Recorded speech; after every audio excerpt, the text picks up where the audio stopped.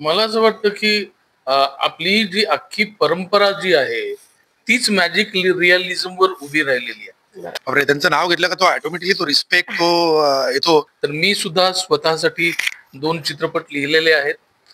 Definitely तुम्ही surprise वाला चित्रपट बघून मी जो काही आहे तो फक्त वाचनामुळे असं मला वाटतं. तर महाराष्ट्राची जबाबदारी आहे की ह्या चित्रपटाला डोक्यावर उचलून धरलं पाहिजे. चित्रपट बनवायचा होता आणि महाराष्ट्रासाठी चित्रपट बनवायचा पहिल्यांदा आधी आपल्या मातीतलाच चित्रपट बनला पाहिजे. आणि एका चांगल्या अभिनेत्याचं अल्टिमेट डेस्टिनेशन हे दिग्दर्शक होणं असतं. स्क्रीनवर सिनेमा पाहण्याची जर मजा तुम्हाला अनुभवायची असेल आणि एक वेगळा विषय पाहण्याची मजा जर तुम्हाला अनुभवायची असेल. नमस्कार, माझं नाव सानिका रत्नपारखी. एस्ट मराठीमध्ये तुमच्या सगळ्यांचं स्वागत आहे.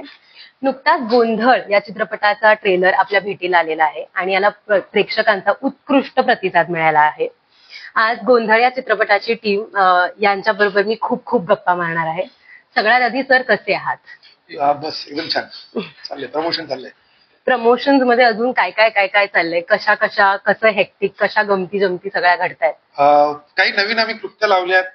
लोकांना आम्ही मायक्रो लेवलवरती आम्ही जवळजवळ एक 28-30 मॉल आहेत. कोल्हापूर, पुणे, त्याच्यानंतर नाशिक, मुंबई, ठाणे, कल्याण वेगवेगळ्या मॉल्समध्ये आम्ही बूथ लावलेत आणि आमचं गोंधळ संस्कृतीचं असलेलं एक आम्ही एनव्हलप, एक ग्रीटिंग कार्ड त्यांना देतोय. आणि त्याच्यामध्ये गोंधळातले जे वेगवेगळे कल्चर आहे ते त्याच्यामध्ये पेंटिंग करून घेतले आणि ते आम्ही लोकांना देऊन लोकांना चित्रपटाचं प्रमोशन करतो की अशी अशी कलाकृती येते 14 तारखेला. So please do watch. Sir, आपण आता या प्रमोशन्स बद्दल बोललोच, पण गोंधळ या चित्रपटाची पहिली जी आयडिया आहे ती तुमच्या डोक्यात कशी आली आणि तुम्ही कसं काम सुरू केलं या गोष्टीवर? चित्रपट बनवायचा होता आणि महाराष्ट्रासाठी चित्रपट बनवायचा पहिल्यांदा आधी आपल्या मातीतलाच चित्रपट बनला पाहिजे. कारण मला असं वाटतं की स्टोरी ती सक्सेसफुल असते जो स्वतःचा अनुभव असतो. स्वतःचा अनुभव म्हणजे तुम्ही त्या मातीमधला फ्लेवर टाकणार. उगाच मी इथे राहून कुठला तरी फॉरेन कंट्रीचा चित्रपट बनवला तर तो नक्कीच फसणार. सो मातीतली संस्कृती जी आहे ती दाखवायची आणि ती अभिमानाने दाखवायची आहे आणि त्याच्याच जोडीला एक चांगलं कथानक द्यायचंय. या उद्देशाने मी गोंधळ जो लहानपणापासून मोठे होईपर्यंत मी जे बघत आलेलो आहे त्या प्रकारचं या स्टोरी मध्ये आम्ही गुंफण्याचा प्रयत्न केलेला आहे. किशोर सर, तुम्ही या चित्रपटात एक भूमिका साकारताय. तुम्ही तुमच्या भूमिकेविषयी काय सांगाल? तुम्हाला या भूमिकेविषयी काय जास्त आवडलं, काय मनाला भावलं?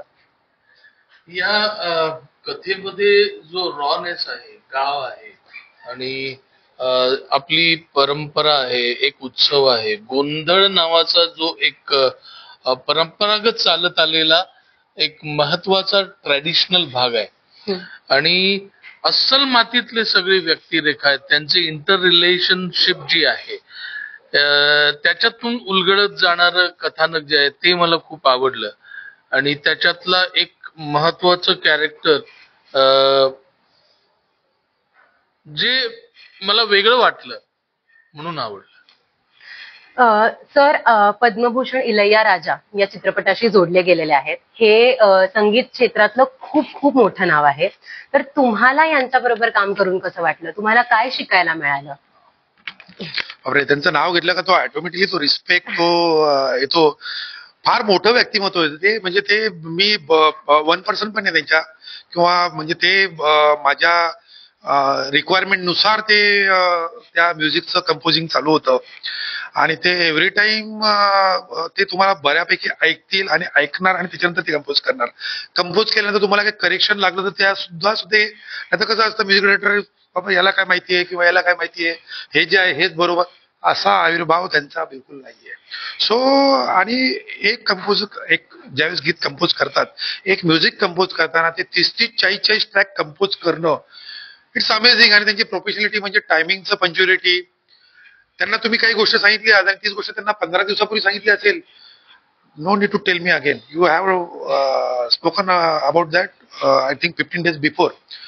एवढं ते प्रिसाइजली काम करतात. सो या एजला या एनर्जीने काम करणं आणि एवढं सजग राहून काम करणं, त्यांचा आयक्यू कमालीचा आहे. सो काय प्रत्येक गोष्ट त्यांची म्हणजे प्रत्येक याच्यामध्ये काहीतरी शिकण्यासारखं आहे आणि एवढा मोठा अनुभव आहे बरोबर. आणि त्यांच्यावर काहीतरी चित्रपट पण येतोय. सो एक वेगळंच व्यक्तिमत्व आहे. आपल्या सर्वच म्युझिक कंपोजरला त्यांच्याबद्दल कमालीचा आनंद आहे. पण काय म्हणायचं म्हणजे मी काही बोलू पण शकत नाही, त्यांच्याबद्दल एवढं मोठं व्यक्तिमत्व आहे. येस. तर या आता चित्रपटाचा सेट पण समोर ठेवलेला आहे आणि जितकं आम्हाला ट्रेलर मधून कळतंय की बऱ्याच अंशी चित्रपट हा आउटडोर शूट झालेला आहे, तर आणि जंगलात शूट झालेला आहे. तर या अशा वेळेला काय काय चॅलेंजेस तुम्हाला आले, काय काय टफ गेलं किंवा काय काही गोष्टी तुमच्या समोर उभ्या राहिल्या? प्रिपरेशन चांगलं झालं होतं, आमची टीम चांगली होती, त्यामुळे प्रत्येकाला काय रिक्वायरमेंट आहे हे सर्व आधी दिलं होतं. त्यामुळे मला असं वाटतं की शूटिंगला आम्हाला काही अडचण आली नाहीये. आणि किशोर सर एक सिनियर कलाकार, म्हणजे फार अनुभव असलेला कलाकार आमच्या बरोबर होते. आणि त्यांच्यामुळे मग त्यांचा ते ज्या प्रकारे जीव होत होते ना, त्यामुळे ते बघून बाकीचे असेच जोरदार त्यांचा ताकद लावत होते. त्यामुळे मजा आली सर्वांबरोबर काम करायला. असे काही परफॉर्मन्स आहे जे तुम्हाला ऑन स्क्रीन दिसतील आणि तुम्हाला असं काही बघायला मिळेल की जे तुम्ही भारतामध्ये पहिल्यांदा बघता आहात. डेफिनेटली तुम्ही सरप्राईज व्हाल चित्रपट बघून की कला किंवा दर्जा असा सुद्धा असू शकतो. किशोर सर, तुम्ही स्वतः लेखक आहात, तर तुमच्या वाचनामध्ये कधी अशी गोष्ट आढळली आहे का की ज्याच्यावरती उत्कृष्ट सिनेमा बनू शकतो, गोंधळ किंवा कुठच्याही अशा अजून गोष्टी?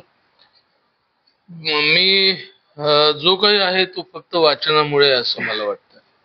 आणि मराठीमध्ये अशा बऱ्याच कादंबऱ्या आहेत, कथा आहेत, ज्यांच्यावर चित्रपट होऊ शकतात जर अतिशय जागरूकपणे स्क्रीन प्ले लिहिले गेले तर.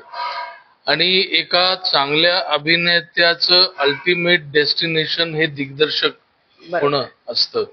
तर मी सुद्धा स्वतःसाठी 2 चित्रपट लिहिलेले आहेत, माझ्या 2 स्क्रिप्ट तयार आहेत आणि योग्य वेळ आल्यावर I am going to direct them. वा, क्या बात आहे. सर, हल्ली मराठी सिनेमा खूप जास्त एक्सपेरिमेंटल झालेला आहे. आपण वेगवेगळ्या विषयांना हाताळतोय. त्याच्यामधला एक विषय म्हणजे मॅजिकल रिअलिझम. कुठेतरी हा विषय ऑफकोर्स गोंधळ या चित्रपटात सुद्धा पाहायला मिळतो. तर तुम्हाला काय वाटतं, असे विषय हाताळताना काय गोष्टींबाबत आपण अजूनच जास्त कॉशियस असलं पाहिजे? मला असं वाटतं की आपली जी अख्खी परंपरा जी आहे तीच मॅजिक रिअलिझम वर उभी राहिलेली आहे. आणि आपण विश्वास ठेवतो. श्रद्धा आणि विश्वास यांच्यामध्ये फरक आहे. श्रद्धा असणं वेगळं आणि विश्वास असणं वेगळं. आणि या श्रद्धा आणि विश्वास या दोन्ही गोष्टी आपल्या समाजामध्ये खूप खोलवर, खूप परंपरांपासून रुतलेल्या आहेत. आणि ते मॅजिक रिअलिझम नावाचं ही जी फ्रेज तू वापरली ती आपल्या परंपरेच्या नसानसांमध्ये भिनलेली आहे. आणि कारण आपण विश्वास ठेवतो सगळं. आता चित्रपट पाहायला पण चित्रपटगृहात जातो, अंधार होतो आणि आपण विश्वास ठेवतो की समोर सगळं खरं घडतंय. इथून पण याची सुरुवात फार आधी लहानपणापासून पाहिलेले सण समारंभ उत्सव ऐकलेल्या गोष्टी यांच्यातून झालेली असते. तर मॅजिक रिअलिझम हे आपल्या जगण्याचा भाग आहे असं मला वाटतं. बरोबर.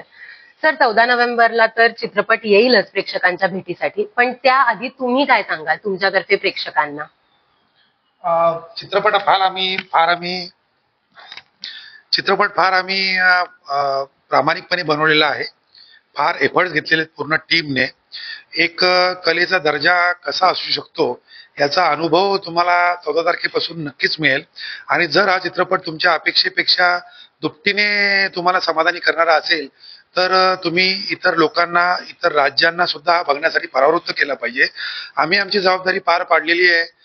महाराष्ट्राची जबाबदारी आहे. जर तो चांगल्या दर्जाचा असेल तर महाराष्ट्राची जबाबदारी आहे की ह्या चित्रपटाला डोक्यावर उचलून धरलं पाहिजे आणि अभिमानाने हा विषय इतर राज्यांसमोर, भारतामध्ये आणि जगासमोर सुद्धा तेवढ्याच ताकदीने मांडला पाहिजे. तर तुम्ही काय सांगाल? 14 तारखेला गोंधळ हा चित्रपट थिएटरमध्ये जाऊन पहा. म्हणजे स्क्रीनवर सिनेमा पाहण्याची जर मजा तुम्हाला अनुभवायची असेल आणि एक वेगळा विषय पाहण्याची मजा जर तुम्हाला अनुभवायची असेल, कुटुंबाबरोबर बसून एखादा चांगला चित्रपट पाहण्याची मजा जर तुम्हाला अनुभवायची असेल तर तुम्ही गोंधळ चित्रपट कुटुंबासकट मित्रांसकट थिएटरमध्ये जाऊन पाहावं असं मी म्हणेन. थँक्यू सो मच सर आमच्याशी बोलल्याबद्दल. एस्ट मराठीकडून तुम्हाला आणि तुमच्या चित्रपटाला खूप खूप शुभेच्छा. थँक्यू सो धन्यवाद. मच. थँक्यू.